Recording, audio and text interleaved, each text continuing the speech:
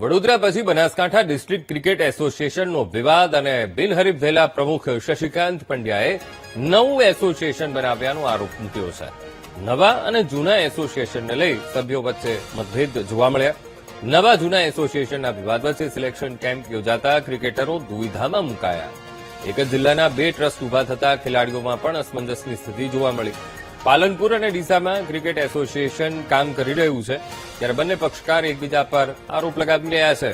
ઉચ્ચ કક્ષાના અધિકારીઓ યોગ્ય નિર્ણય લઈને સિલેક્શન કાર્યવાહી આગળ વધારે તેવી માંગ થઈ રહી છે.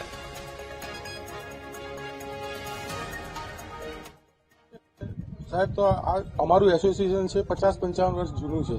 આગળ પણ એનાથી જ બધું સિલેક્શન થતું રહ્યું. એનાથી ઘણા છોકરાઓ આગળ ક્રિકેટ રમ્યા છે, સારી સારી જગ્યાએ બી રમ્યા છે. આ હવે નવું જે એસોસિએશન બન્યું એ કઈ સાલ જરી 2026માં જ આવ્યું, બનીને એકદમ આવી ગયું માર્કેટમાં. અને હવે એમને અમે જ બધાએ ચૂંટીને એમને લાયા હતા. હવે એમને શું પ્રોબ્લેમ હતો શું નહીં એનાથી અમને કોઈ ખબર નથી, પણ એમને આખું અમારા બધા જૂના જે સંસ્થાના માણસો હતા એમને બધાને બરખાસ્ત કરી દીધા, બહાર કાઢી દીધા અને એમને એમનું આખું નવું ઊભું કર્યું હતું. પણ અમે પછી બહુમતીથી એમને એમનું પ્રમુખ પદેથી બરખાસ્ત કર્યા છે. અને હવે જે ક્રિકેટમાં જે કેમ્પ છે આ અમારો એ જ અમારો વેલિડ ગણાય છે, કેમ કે જૂનું જીસીએમાં રજીસ્ટ્રેશન એ રહ્યું છે. જૂના નવા એસોસિએશનની અમને ખ્યાલ નથી. પહેલા અહીંયા આયા અમને જે ઇન્ફોર્મેશન કે માહિતી હતી એ પ્રમાણે અહીંયા અમે આયા એટલે જીસીએના ગુજરાત ક્રિકેટ એસોસિએશન બોર્ડના માણસો તે એમની ટીમ હતી. એમના દ્વારા ટોટલ મતલબ જે ખેલાડીઓ હતા એમના માટેનું સંપૂર્ણ એમને માર્ગદર્શન લીધું અને એમાંથી જે સિલેક્ટ થશે એ સાહેબો નક્કી કરવાના છે. આપણે તો કોઈ નક્કી કરવાનું હોતું નથી, બરાબર.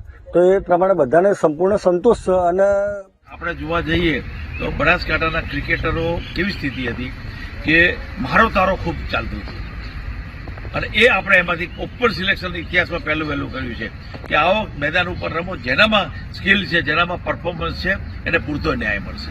એ માટે આપણે એગ્રેસિવ છીએ પ્રયાસ માટે અને પ્રયાસ કરીએ છીએ મિત્રો, નથી કરતા એવું નથી. અને તમે જુઓ છો કે જીસીએ 2 સિલેક્ટરોને અહીંયા મોકલ્યા છે, ત્યાં પાલનપુર કોઈ જીસીએ સિલેક્ટર નથી મોકલ્યા. અને બનાસકાંઠા ડિસ્ટ્રિક્ટ ક્રિકેટ એસોસિએશન કાયદેસર સત્તાવાર જીસીએ સાથે સંલગ્ન છે, અન્ય કોઈ ક્રિકેટ એસોસિએશન સંલગ્ન નથી. આ હું ઓન ધ રેકર્ડ વાત કરું છું. અને વાત છે બનાસકાંઠા ડિસ્ટ્રિક્ટ ક્રિકેટ એસોસિએશન જે નોંધણીવાળો પ્રશ્ન છે એ બનાસકાંઠા ચેરિટી કમિશનરે કાયદેસરની નોંધણી કરી છે. હવે નોંધણીને ચેલેન્જ તો ઘણા કરવા જાય, એ તો જ્યારે ઓર્ડર થાય કે સાચું છે ખોટું છે એ તો જસ્ટિસ કરશે નક્કી.